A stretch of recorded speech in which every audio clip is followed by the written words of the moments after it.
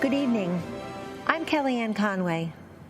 100 years ago, courageous warriors helped women secure the right to vote. This has been a century worth celebrating, but also a reminder that our democracy is young and fragile. A woman in a leadership role can still seem novel. Not so for President Trump. For decades, he has elevated women to senior positions in business and in government. He confides in and consults us, respects our opinions, and insists that we are on equal footing with the men.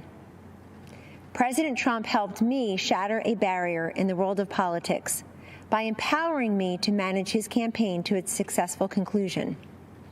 With the help of millions of Americans, our team defied the critics, the naysayers, the conventional wisdom, and we won. For many of us, women's empowerment is not a slogan. It comes not from strangers on social media or sanitized language in a corporate handbook. It comes from the everyday heroes who nurture us, who shape us, and who believe in us. I was raised in a household of all women. They were self-reliant and resilient. Their lives were not easy, but they never complained. Money was tight, but we had an abundance of what mattered most: family, faith, and freedom. I learned that in America, limited means does not make for limited dreams. The promise of America belongs to us all.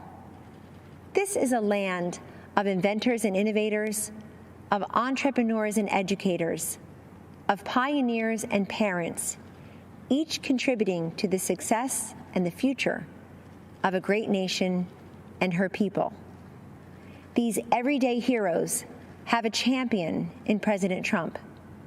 The teacher who took extra time to help students adjust to months of virtual learning. The nurse who finished a 12-hour COVID shift and then took a brief break, only to change her mask, gown, and gloves to do it all over again. The small business owner striving to reopen after the lockdown was lifted, and then again after her store was vandalized and looted. The single mom with 2 kids, 2 jobs, 2 commutes, who 10 years after that empty promise finally has health insurance. President Trump and Vice President Pence have lifted Americans, provided them with dignity, opportunity, and results. I have seen firsthand many times the president comforting and encouraging a child who has lost a parent who has lost a child, a worker who lost his job, an adolescent who lost her way to drugs. Don't lose hope, he has told them, assuring them that they are not alone and that they matter. There always will be people who have far more than us. Our responsibility is to focus on those who have far less than us. President Trump has done precisely that in taking unprecedented action to combat this nation's drug crisis. He told me, "This is so important, Kellyanne. So many lives have been ruined by addiction and will never even know it because people are ashamed to reach out for help, and they're not even sure who to turn to in their toughest hour."